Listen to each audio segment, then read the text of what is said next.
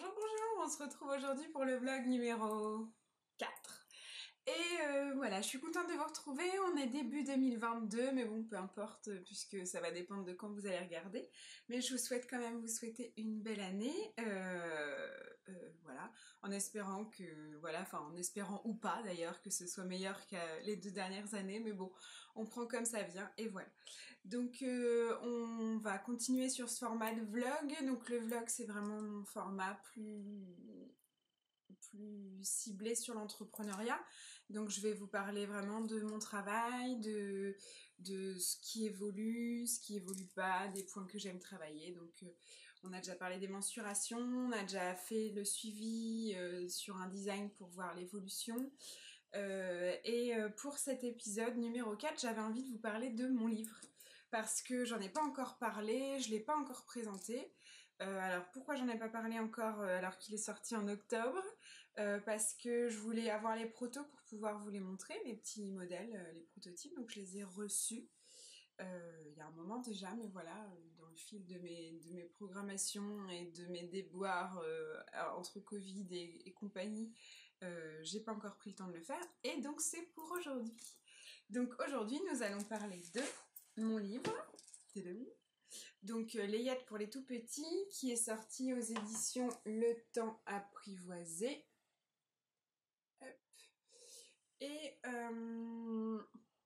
Et que dire, j'ai pas envie de faire un instant auto-promo. Alors oui, ça fait de la promo quand même, je vais pas vous le cacher, mais j'avais envie de parler du livre, mais j'ai surtout envie de vous expliquer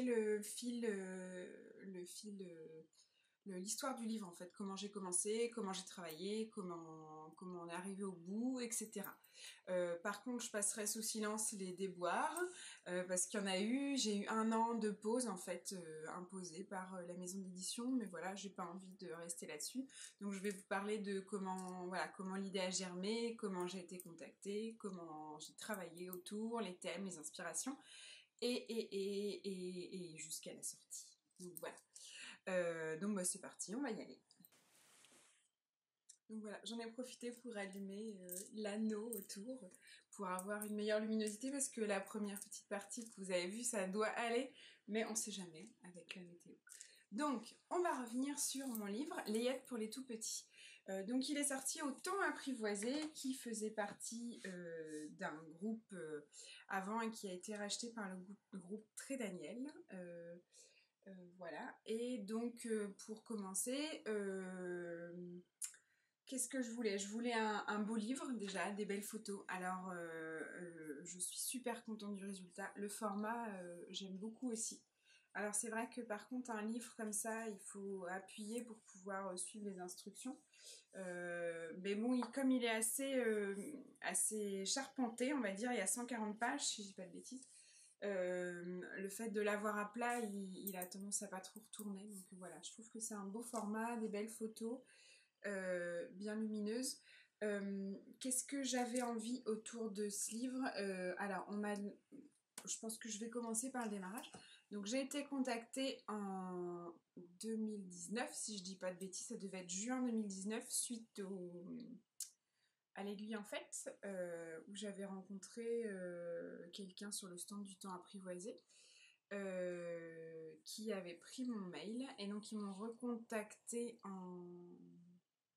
qui avait pris mon mail plus ou moins, qui m'avait dit d'envoyer un mail en disant si vous voulez travailler avec nous, envoyez-nous votre mail et puis on vous recontactera. Donc j'ai écrit ce fameux mail et ils m'ont recontacté début ou fin juin pour faire une première approche. Et donc moi j'avais entendu dire qu'ils cherchaient quelqu'un pour des modèles hommes. C'est pas trop ma spécialité, mais bon, j'avais quand même donné mon mail au cas où parce que j'avais des idées au final. Du coup, le fait de se dire pourquoi pas, donc j'avais cherché des inspirations, etc. Et finalement, en fait, ils m'ont dit que c'était compliqué en ce moment et qu'ils cherchaient plutôt une valeur sûre et des modèles bébés, des modèles layettes. Donc pour la petite histoire, je n'aime pas le mot layette, je trouve que, je sais pas, ça fait ancien et tout, mais bon. Voilà, il fallait un titre qui parle à tout le monde. Donc Layette, voilà. Layette, tout le monde sait à peu près ce que c'est. Mais voilà, c'est un mot que, je sais pas, j'ai du mal. Au final, je m'y suis plutôt bien faite et ça me plaît beaucoup. Donc l'idée c'était voilà, de créer un livre bébé pour intégrer la collection Jeux de fil. Donc, du temps apprivoisé, collection Jeux de fil. Et on a beaucoup discuté déjà autour de l'inspiration, de ce qu'on voulait.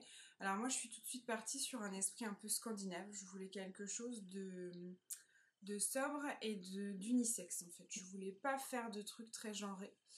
Et du coup pour le choix des couleurs ça a été compliqué aussi parce qu'on n'était pas forcément d'accord. On a certains coloris qu'on a reçus après la commande qui étaient mauve ou violine. Je les ai pas utilisés, j'ai pas pu, c'était plus fort que moi. Mais voilà, donc j'avais une idée en tête déjà de couleurs assez neutres et qui soient unisexes, voilà. Tout comme les modèles, je voulais des pulls, des pantalons qui soient pas très genrés. Donc il y a peut-être un gilet que j'estime être plus fille parce qu'il y a une basque, tiens d'ailleurs. Parce qu'il y a une basque, mais voilà, je voulais quelque chose d'unisexe, de simple, de sobre, et j'avais envie surtout de pièces qui s'assemblent en fait. Je voulais, en fait, j'avais l'idée de créer des petits looks. Donc ça n'a pas pu être fait au niveau des photos, parce que du coup, ça s'est un peu emballé avec le Covid et tout.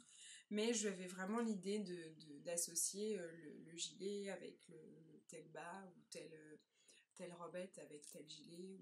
Voilà, j'avais vraiment imaginé ça en termes de look. Donc comment ça s'est passé? J'ai fait pas mal de tableaux d'inspiration et ensuite on a travaillé avec l'éditrice, donc Anne-Sophie, l'éditrice de l'époque, Anne-Sophie, que je remercie beaucoup, et qui donc validait les croquis que j'envoyais, et en fait on validait un croquis avec une grosseur de fil, etc. Donc on en a validé une trentaine, oui, non plus, un peu plus, je sais plus, on en a validé beaucoup.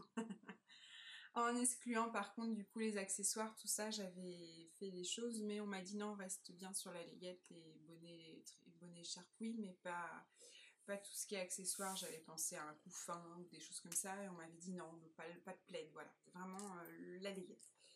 Donc on est parti là-dessus, et ensuite on a commencé à réfléchir aux laines. Pour les laines, on est parti, donc il y avait deux possibilités, soit DMC avec tout ce qui est la gamme Woolly, mais du coup ça restreignait vachement les possibilités parce qu'il y en a peu quand même, parce que c'était un de leurs partenaires. Et sinon l'autre possibilité c'était Fonty qui travaillait avec eux, donc avant le rachat. Et du coup, moi je suis partie sur l'idée d'avoir Fonty. Et on est parti aussi sur des laines super rouges parce que je me suis dit c'est bien, mais voilà, c'est comment dire, les layettes c'est bien, mais il faut que ça passe à la machine parce qu'un bébé ça vomit, il y en a partout. Donc voilà, ou même si on va au-delà de l'âge bébé, si on reste dans le bambin, ça tâche facilement, et du coup voilà, j'avais envie d'une laine qui soit facilement lavable. Donc on est parti sur les gammes Fonty en super rouge. Donc il y en a trois essentiellement que j'avais retenu au début. On avait la Néou qui est la qualité fingering, la Guéret qui est la qualité Diké la qualité Diké, je crois, je dis pas de bêtises. J'hésite entre Diké et Sport, mais je crois qu'elle est Diké ou Sport, peu importe. Et la qualité Aubusson qui elle est worsted, c'est la plus grosse gamme. Donc voilà, donc on est parti là-dessus, et je vais arrêter de blablater et je vais vous montrer un petit peu. Donc tout est parti de là. On est passé de ça à ça. Donc là-dedans, il y a tout. Il y a les papiers de commande, les étiquettes Fonty, voilà, les étiquettes Fonty. J'ai tout gardé, les premiers jets d'explications à corriger, réutiliser, les diagrammes, je ne sais pas si vous voyez parce qu'ils sont sous plastique, etc. Donc tout est dedans, et surtout les explications, les délais, les timings, les post-it, les rayures, les calculs, mon tableau de gradation. Voilà, tout est là. Le trésor de base est là. Et je vous parle de ça parce que dedans, il y a aussi les croquis d'origine. Je ne vais pas tout vous montrer, mais je vais vous montrer surtout... je vais vous en montrer certains que je vous montrerai après en version terminée. Alors, je vous montre tout ça. Donc, pour les petits croquis, on va commencer par exemple avec celui-ci. Alors, celui-ci qui est devenu le gilet Lutra, qui vous a beaucoup plu. Voilà, on voit bien qu'il y a une petite tresse sur les raglans, c'est un gilet avec basque, tout simple, avec la petite tresse qui se retrouve le long des côtés. Et voilà. Et celui-là, donc directement, on est parti sur, comment dire, une laine néouf, donc figurine, et on va obtenir ce petit gilet. Donc on a la tresse du raglan, on a la basque, je ne sais pas si vous la voyez bien, voilà, la basque, les petites manches, et voilà. Alors je dois avouer que celui-ci, c'est mon préféré. Voilà. Donc comment on part de là? Donc ce dessin validé. Ensuite, donc je vous passe toute l'étape de création, mais voilà. Donc on est parti de la validation des dessins, donc ça devait être en juillet. Donc pour refaire le film, j'ai été contactée en juin. En juillet, on validait les dessins. Et en début août, je recevais les premières laines. Donc on était parti sur, on avait validé, je crois, 15 dessins au début. On s'était dit que, parce que le but c'était d'aller vite aussi. Parce qu'il souhaitait une sortie un an après, je crois. Donc, enfin voilà, il fallait que j'aille, c'était un timing plutôt serré. Il fallait que je valide entre juillet et début mars 2020. Donc il fallait que j'ai tout fait, tout rédigé, tout envoyé, tout corrigé, tout voilà. Donc du boulot. Et sachant que j'avais mon travail d'enseignante à côté et Samuel. Donc du coup on a validé une quinzaine de dessins et j'ai pris contact avec Fonty qui est tout de suite venu travailler sur ce projet avec nous. D'ailleurs je les remercie aussi. Et donc Fonty nous a offert les laines, partenariat avec Fonty. Et donc j'ai reçu début août les premières quantités. On a essayé d'ajuster au mieux les quantités pour qu'il n'y ait pas de perte, que ce soit en laine ou même pour Fonty. Parce qu'une pelote, c'est rien, mais si. Enfin, ça fait une pelote sur chaque projet en plus, ça fait beaucoup. Donc voilà, j'ai essayé d'être la plus juste possible au niveau de la demande de quantité. Et donc, je me suis retrouvée avec mes premières pelotes et mes premiers prototypes en Écosse. Donc j'ai fait mon voyage en Écosse et sur la route j'ai tricoté beaucoup les prototypes, ce qui était plutôt sympa de regarder avec vue, le voyage avec vue comme je conduisais pas, voilà, c'était chouette. Donc voilà, donc les premiers à avoir vu le jour, je pense que c'est une écharpe et un bonnet. D'ailleurs j'ai une photo de Samuel sur la plage avec l'écharpe et le bonnet, ce serait rigolo que je les ressorte. Et ensuite j'ai dû faire un gilet. Donc voilà, bref, donc on a validé les protos, reçu la laine et j'ai commencé à tricoter. Donc il y a eu beaucoup de tricots, beaucoup d'explications. Donc en tout on a 30 modèles, ce qui est quand même pas mal. Qu'on a validé. Au niveau des tailles, j'ai gradé de 1 mois, donc naissance 1 mois, à 36 mois, à 3 ans. Pourquoi? Parce que j'estime qu'on habille, alors c'était mon point de vue, j'ai peut-être tort, mais j'estime que j'habille mes enfants pas de la même façon en fonction de l'école ou pas de l'école en fait. Bizarrement, il y a des choses que je mettrais pas à un enfant qui va à l'école, genre la combinaison en laine, c'est absolument pas pour un enfant qui va à l'école. En revanche, un enfant en couche que l'on change et qui n'a pas besoin d'aller sur le pot ou quoi, la combinaison, c'est absolument pas gênant, c'est même plus que mignon. Tout comme le pantalon en laine, c'est très mignon quand c'est à la maison, mais le pantalon en laine, quand on joue dehors, sur le bitume, et voilà, ça fait pas long feu. Donc pour moi, c'est pas les mêmes catégories d'âge. Voilà. Pour moi, il y a 2 tranches. c'est le passage à l'école, c'est une autre vestiaire, notre vestimentaire. Et du coup, voilà, j'ai choisi de grader du 1 mois au 36 mois. Donc, ce qui fait déjà pas mal, puisqu'on a le 1 mois, le 3 mois, le 6 mois, non, j'ai pas fait 9 mois, le 12 mois, 18 mois, 2 ans, 3 ans. J'ai cette taille. Donc, c'est déjà pas mal de travail. Surtout que voilà, il fallait refaire complètement les tableaux de gradation parce que comme il y avait cette taille en peu de temps, je voulais être au plus juste au niveau des tailles, des mensurations. Donc voilà, donc on est parti là-dessus et je pense que je vais vous présenter les modèles avec les petits croquis comme j'ai commencé. Donc j'avais dit l'ultra, donc celui-là, donc on voit bien la torsade, on a la bande de boutonnage, donc les boutons, ceux-là c'est ceux de Atelier Brunette. Qui sont des boutons à paillettes. Et donc ce premier modèle, je vous le montre en premier parce que vous allez voir, pour moi c'est le seul qui est genré. Voilà. Et quoique encore on puisse le mettre à un garçon si on a envie. Mais voilà, je trouve que celui-ci fait vraiment plus fille. Et par-dessus un petit jean ou un petit legging, c'est absolument mignon. Voilà, donc j'ai pas de fille. Je l'ai jamais mis, je l'ai jamais testé. Mais voilà, donc ça c'est le petit gilet Lutra qui vous plaît beaucoup et je pense que c'est mon préféré.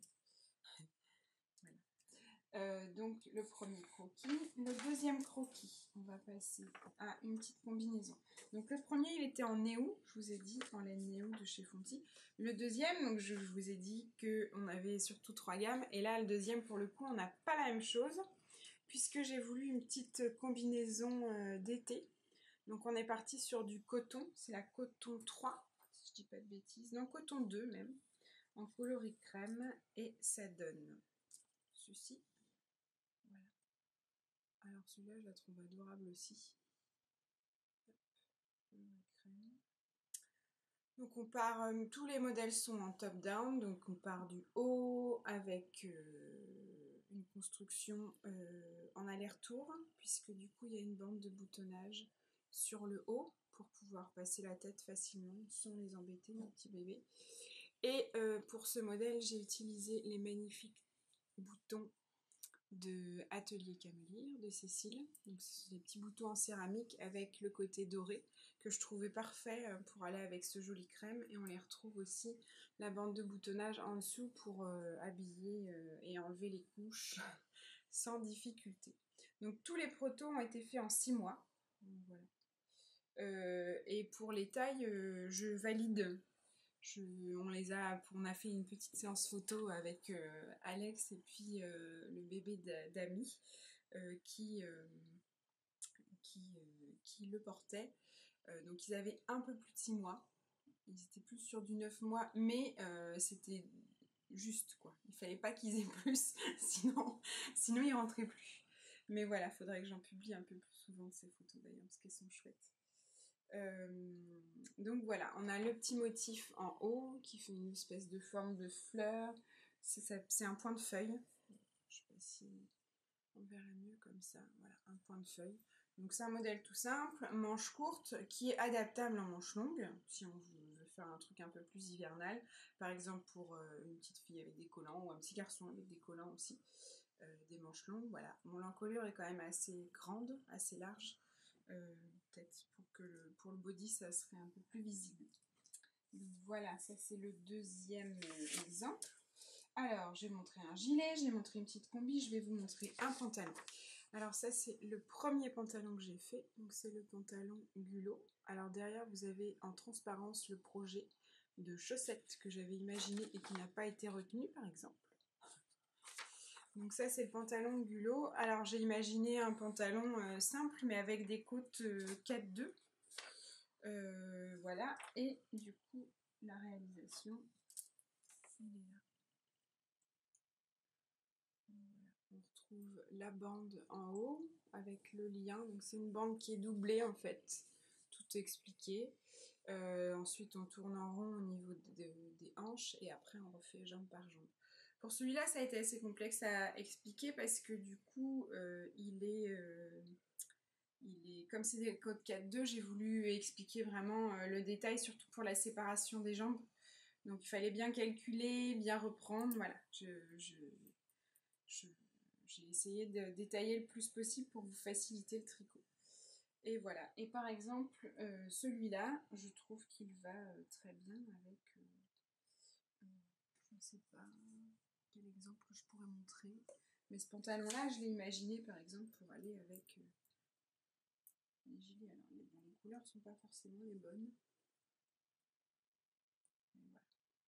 Dans l'esprit, dans l'idée de ce que je vous expliquais, que j'ai essayé d'imaginer vraiment des pièces qui s'assemblent. Ce pantalon-là peut aller aussi avec... voilà, les couleurs ne sont pas les bonnes. Voilà. Dans l'idée. Je ne sais pas si vous voyez. C'est pas trop mal, hein. Donc le petit gilet avec les lignes, le pantalon en côte. Forcément, il y a un méga rayon de soleil. Voilà. Donc dans l'idée, voilà, je vraiment des pièces qui vont les unes avec les autres. On pourrait même imaginer le pantalon par-dessus la petite combi. C'est pas trop mal aussi. Voilà, donc des pièces qui s'assemblent. C'est ce que je vous expliquais. J'ai fait tomber tout. Donc le pantalon. Après, il y avait une idée de pull en jacquard aussi. Donc hop, le pantalon en jacquard, le pull en jacquard, il est là. Vous avez vu, je suis partie de ce dessin. Donc ça, c'est vraiment le dessin d'origine, hein. Je ne mens pas. C'est vraiment le dessin validé par... je remontre quand même, hein. Regardez bien le dessin, validé par Anne-Sophie. Et regardez le motif. Voilà. Donc je pars vraiment c'est pareil, quoi. C'est validé, c'est ok. Donc ça, c'est le petit gilet, le petit pull en jacquard. Donc un jacquard à 3 couleurs, mais il n'y a que 2 couleurs en même temps. Et sachant que voilà, sur les 3 couleurs, les 3 petites couleurs, j'ai utilisé des restes d'autres projets en fait. C'est un tout petit bout, genre la 3e couleur, enfin une des couleurs, il y a le gris là du milieu qu'on retrouve dans les petits points en bas. Là il y a un vert motif qui est là et sur les points aussi en dessous. Et sinon c'est le blanc. Donc voilà, c'est des restes d'autres projets qui avaient pour pas gaspiller. Comme quoi on peut utiliser tout à fait ce qu'il y a d'un truc à l'autre. Celui-ci, je dis pas de bêtises, il est en néo aussi. Donc c'est la même qualité que le gilet. Donc c'est les qualités fingering. Tandis que le pantalon là, il était en guéret. Alors je sais pas, avec le soleil, ce que ça va donner. Mais... Et on voit bien que la maille est plus grosse. Voilà. Donc qualité Dickie, qualité fingering. Et pour finir, je voulais vous montrer un des projets que j'aime beaucoup aussi. Donc celui-là, il a été tricoté en Écosse aussi. Je pense que je vais avoir le soleil jusqu'à la fin. Donc celui-là, il a été tricoté en Écosse aussi. Donc c'est la brassière moderne. Donc du coup, c'est un gilet. On peut vraiment enlever les boutons, mais je le considère plus comme un pull en fait. Je trouve que... Alors oui, ceci dit, on peut... Pour l'enfilage, les boutons, c'est bien pratique. Mais il se porte pas ouvert, quoi. C'est pas un gilet qu'on porte ouvert, c'est un gilet qu'on porte fermé. Enfin, je trouve plus joli fermé. Mais voilà, ça facilite l'enfilage. Donc voilà pour les petits exemples et les laines. Qu'est-ce que je pourrais dire d'autre encore ? Donc tout ça, j'ai tricoté donc une grosse partie des projets de août 2019 à mars 2020. Et là, mars 2020, blackout, il y a eu un souci avec la maison d'édition, donc rien grave, rien de mon fait, rien de leur fait non plus. La directrice... la directrice éditoriale n'y pouvait pas grand chose non plus, donc voilà, ça a été mis à l'arrêt en fait pendant longtemps, pendant un an. Donc pendant un an, voilà, on a mis fin au contrat et compagnie, donc j'ai tout gardé de côté. Je dois vous avouer que j'ai essayé de me rapprocher d'autres maisons d'édition parce que ça m'embêtait quand même d'avoir travaillé autant pour que ça ne sorte pas. Surtout que les modèles avaient été validés et compagnie, donc validés mais aussi testés, et voilà. Et en fait, retournement de situation, mars 2021, j'ai été recontactée par la directrice éditoriale en me disant la maison d'édition a été rachetée, ils veulent lancer des projets rapidement de ce qui avait déjà été commencé. Est-ce que tu veux relancer le projet? Bah, je vais pas dire non, c'était presque prêt. Voilà, j'allais pas dire non. Donc on est reparti, donc j'ai retricoté pendant de mars 2021 à juin 2021, donc pendant 2-3 mois, j'ai refait à fond les 2 mois, parce que j'avais des projets d'avant, donc par contre, je leur ai dit, voilà, c'est pas priorité au livre, moi j'ai d'autres trucs en cours, et surtout, c'est le moment où j'étais pas bien, où j'ai fait ma dépression, donc voilà, je me suis pas mis la pression, mais en même temps, ça m'a boosté aussi à reprendre et à refaire quelque chose, voilà. Et donc je me suis mise j'ai terminé les modèles, on a envoyé les photos, donc la moitié des photos avaient déjà été faites en amont du Covid, donc à la moitié, quand il y avait la moitié des protos, ils ont voulu faire la moitié pour avancer, et ensuite on a fait donc en fin juin 2021, ou fin début juillet, bref, la deuxième flopée de photos qui ont été faites par Fabrice, que je dise pas de bêtises, Fabrice Bess, voilà, et Sonia Roy. Fabrice Bess et Sonia Roy, donc les photos sont vraiment très belles. Moi, je les aime beaucoup, j'aime beaucoup leur travail. Je sais qu'ils avaient déjà travaillé avec Anis B, chez Le Temps Apprivoisé aussi. Ils font régulièrement des photos pour le monde de l'édition, du tricot, du loisir créatif. Voilà, j'aime beaucoup ce qu'ils font, donc quand on m'a dit que c'était eux, voilà, j'étais contente parce que leur travail est très joli. Et donc, bah voilà, après le projet était lancé, on a relu pas mal, donc il y a des coquilles de mise en page, il y a des petits trucs, mais voilà, on a fait au plus rapide et au plus rapide et au mieux. Donc les petites coquilles n'ont pas d'incidence sur le tricot, mais voilà, à améliorer pour la prochaine réimpression s'il y a. Et voilà, je sais pas si j'ai fait le tour. Je vais reprendre mes petites notes. Je vous ai parlé d'un modèle que j'aimais bien. Si, je voulais vous montrer un petit modèle que j'ai pas. Non, j'ai pas là. Bref, voilà comment est né ce livre. Donc il est sorti. Ah oui, alors on a eu aussi des soucis avec l'impression parce qu'avec les pénuries de papier à l'impression, ça a été compliqué. Donc il y a eu un mois et demi de retard. Voilà. Donc j'ai pas communiqué comme j'avais envisagé de le faire parce qu'en fait tout est tombé sans savoir quoi. Genre il est sorti 2-3 jours après mon retour du Nitit.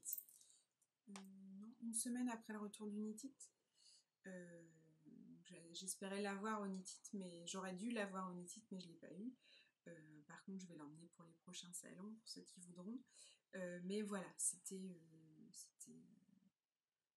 tout a été chamboulé en fait dans le fil qui devait être habituel. On a eu un an de pause, après il y a eu les déboires d'impression, enfin voilà, ça a été un peu un chemin sinueux. Donc j'en suis très contente, mais voilà, c'était une expérience assez éprouvante, montagne russe et compagnie. Donc voilà, c'est comme ça. En tout cas, si jamais vous l'avez acheté, je vous remercie. Si jamais il vous intéresse, il est chez vos libraires normalement ou sur internet. Et si vous souhaitez me soutenir, vous pouvez aussi l'acheter sur mon site. Ce qui est